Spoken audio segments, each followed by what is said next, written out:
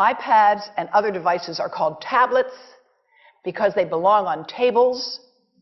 They are tested 20 centimeters away from that big guy that I showed you before. 20 centimeters away. They are not approved to be held in the laps of little children, although millions of kids are having them now in schools because the people involved in educational technology and those involved in public health research are not talking to one another. Because if they were, they would understand that you're giving children a two-way microwave radiating device, and if you must give them such a device for learning purposes, put it on airplane mode so that it's not sending and receiving signals as it does otherwise. Now, this is some new modeling, again, that we've developed with colleagues in Brazil, and we can share with you how we've done it. We first start out with the MRI and create the model with 1 millimeter voxels, and this is quite a bit of work goes into creating this, and here is what it looks like after a period of 6 minutes. And that's really not as bad as it might look because you see the red area only gets partway through the eye of the adult, right? The one that we're really concerned about is this one with the young child. And this is a 3-year-old brain that we modeled. And you see that by the end of that 6-minute call, the peak radiation, yellow and red, is getting all the way into almost both eyes. And again, this is one call, and it's not going to kill anybody. It may not cause any biological effect whatsoever for 1 call or 2 calls or 3 calls. But the question is, what's the cumulative impact of this kind of exposure? How do we evaluate it? And I want to show you an example of some of the work that we are doing now that I'm releasing here for the first time. And this is a modeled microwave radiation dose of a 6-year-old with greater levels to the frontal and temporal lobes, eyes and cheek.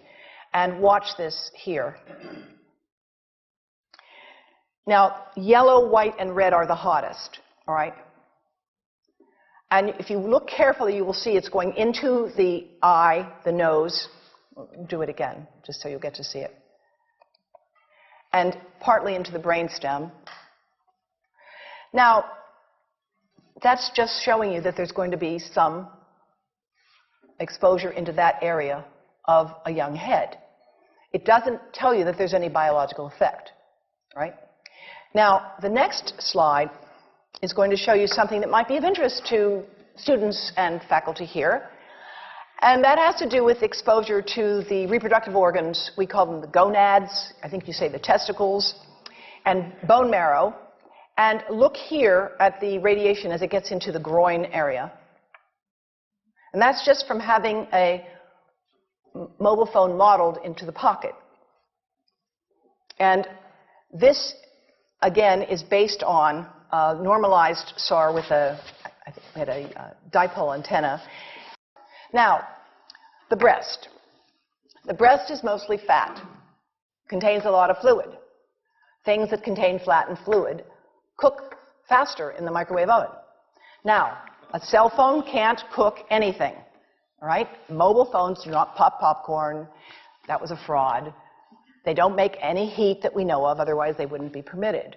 But they do go through things that contain fat and fluid.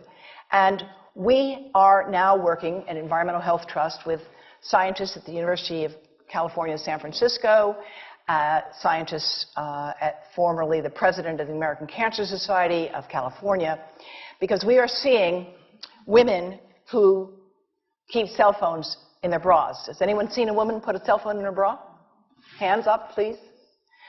Please tell them you've heard now why they shouldn't do that. And here I want to show you our first case report from 2009, and we now have many more. This was a Chinese-American woman who used her cell phone 4 hours a day in her bra for 10 years while she was driving. Now, and you drive with a phone on your body. The phone is smart. It's going to go from one tower to another, and it's going to say, here I am, where are you, here I am. And it's going to be going to max power each time it moves from one cell tower to another. And there it was right next to her chest. And the tumors that developed right under the antenna of the phone. unusual tumors.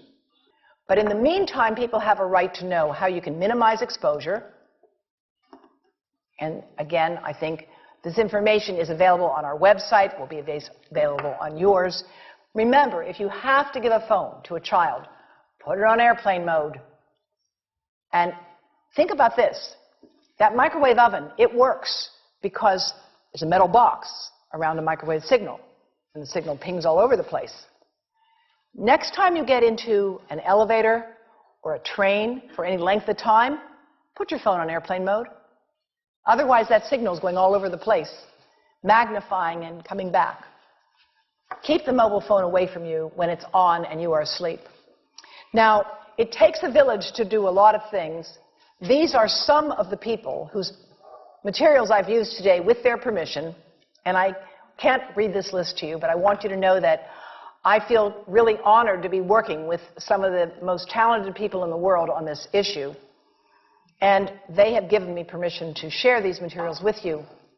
And I leave you with this thought from Albert Einstein. The world is not dangerous because of those who do harm, but because of those who look at it without doing anything. So, thank you.